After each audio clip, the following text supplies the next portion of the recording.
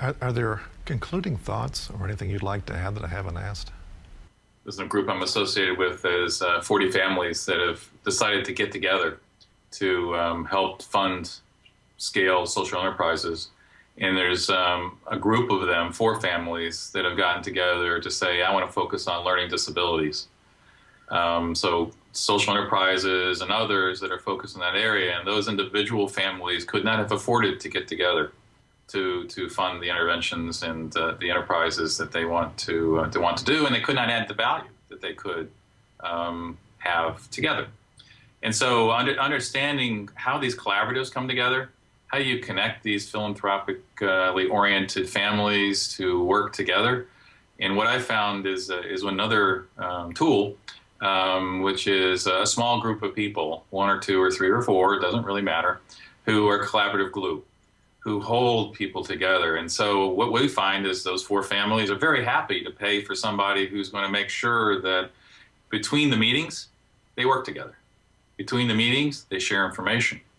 They share knowledge, and then they identify things they can work on together. They lobby together, and they love talking about these passions. And so what I had been feeling in the past, and some people going into the nonprofit space, that we're going to show people the best nonprofits to fund, the best analytically oriented, good return on investment, impact oriented, but it lost the heart.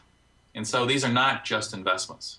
These are great opportunities to lower suffering in the world, to have an impact on the big causes of the day, but also to get passionately connected, to throw in all of your resources that you have, your knowledge and your network with other people, rather than just waiting on trying to evaluate the returns and have more of a cold relationship. So it's bringing heart back, it's bringing knowledge back, it's bringing community back to a lot of causes that we think it's the only way you're going to solve them.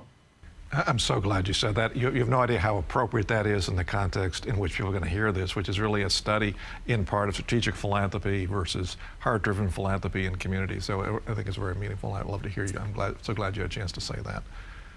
My concluding thoughts would really be, 2 things. One, of all the resources we've talked about, our most valuable, every one of us, is our time.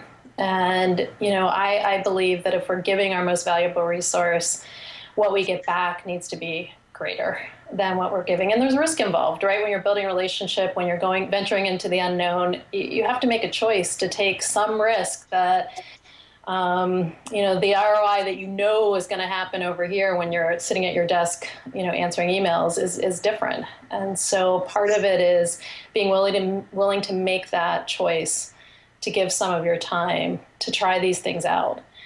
And then the last thing I would say is just, I think we get so caught up in the snare, what I call the snare of preparation, that we think everything needs to, with Jeffersonian dinners, with just, trying all of the tools and techniques in the book. We wait too long. We wait too long, by the way, to invite people to give as well. I think people develop their commitment in the act of giving.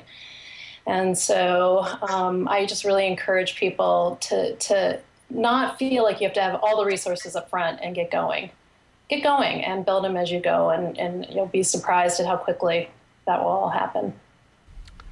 Thank you so much, both of you, for your time today and for the book and for all the things you shared with us, both in the book and today. Thank you, Phil.